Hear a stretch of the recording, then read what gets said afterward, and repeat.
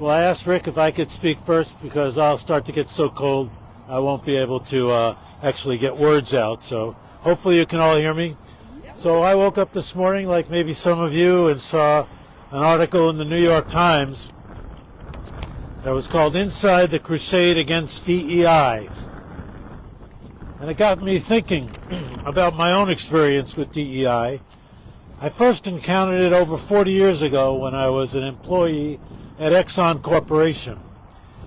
Now, Exxon realized that the world was changing, and in order to be effective in marketing to a diverse culture, a diverse population, you needed a workforce that understood what that population was all about.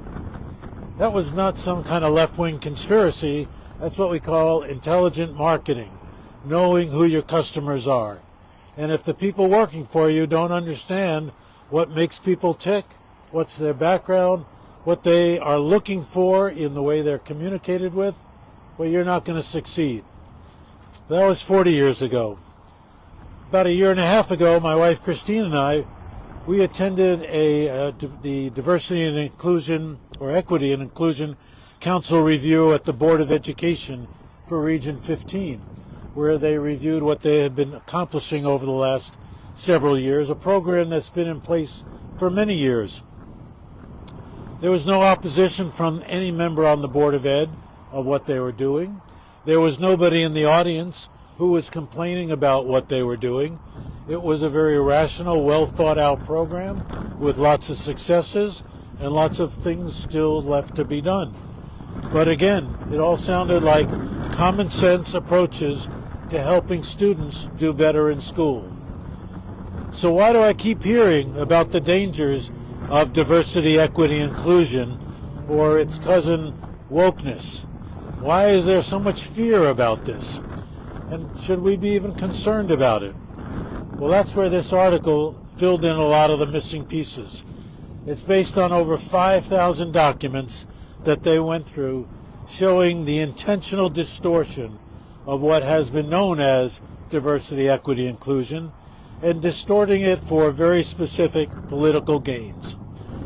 It is, in my opinion, George Orwell's 1984 on steroids. You right, remember from 1984 the phrase, "War is peace, freedom is slavery, and ignorance is strength."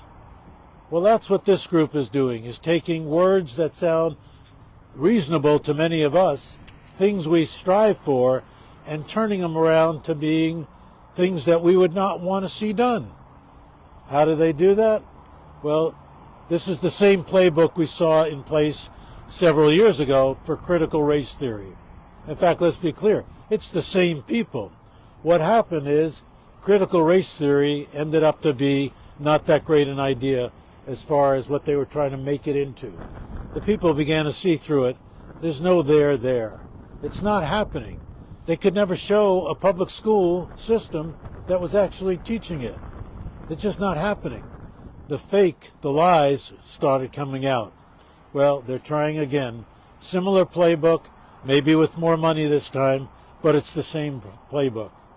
And it reminded me of a conversation that we had with Representative Johanna Hayes, organized by Rich over here, when she came to Heritage Village.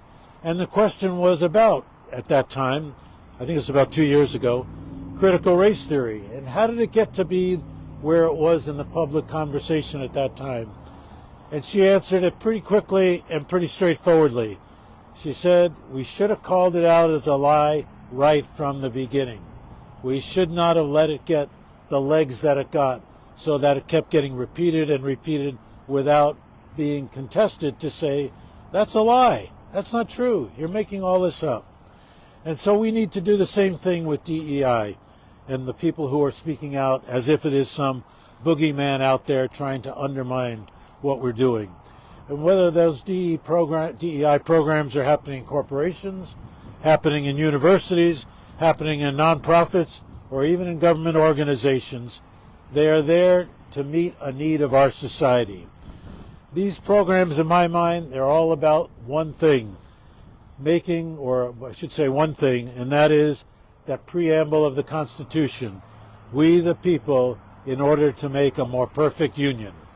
So I hope you will take that in mind and use your voice to speak out against those who oppose diversity, equity, and inclusion.